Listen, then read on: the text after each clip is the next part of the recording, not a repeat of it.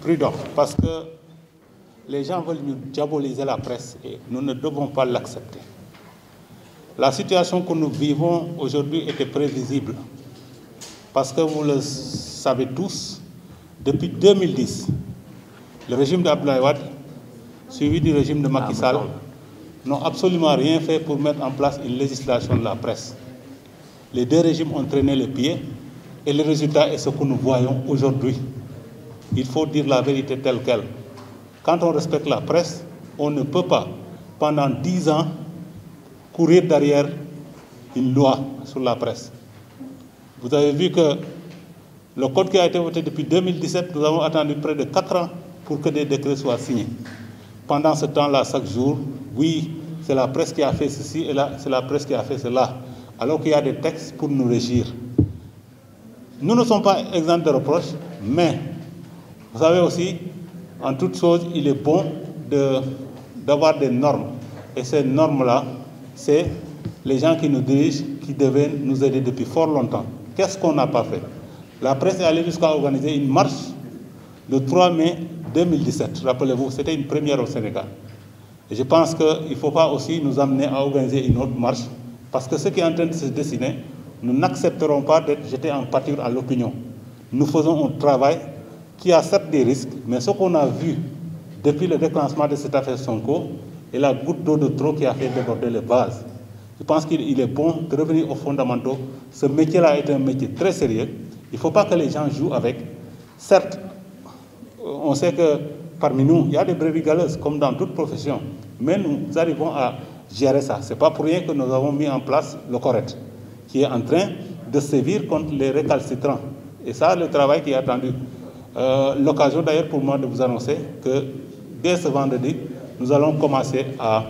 délivrer les quitus en vue d'obtenir donc la carte de presse, la carte nationale de presse. Le dépôt va démarrer au niveau du ministère de la Culture et de la Communication le 15 du mois, le 15 mars. Donc, ma tënk ko ci wolof rek te mën naa wax ne ñi ci am responsabilité muy nguuru Abdoulaye Wade ba woon ak nguuru Macky Sall bi fi nekk tey parce que man mënuma gëm ne bu fekkee ne nit wëgg nga ko fukki at nga war ko wote ab loi nga koy jaaba njaleloo am loi bi andi loi bi ñu def si liggéey bu rëy liggéey boo xam ne sama naataango yi wax nañ ko parce que fii kuréel yi fa am doole si wàllu tasum xabaar ñoom ñoo fi teew ñu daje ay yoon déggoo si li ñuy doxañ ci loi boobu mais lañ nañ ci def bi ñuy wote code la xam ngeen ne code la presse bi ñu wote daanaka dañu tegoon paaka suñu put laataa ñu koy mel lañ ci jubluwoon yëpp yu bëri lañ ci seppi dugal si ñoom lu leen neex te loolu tôt ou tard dinañ ko xoolaat parce que loi boobu code la presse am na ci rëkk-rëkk yu bëri dañu mën woon a bàyyi rek affaire bi di continuer parce que toogoon nañ juróom-ñaari at wotewuñ ko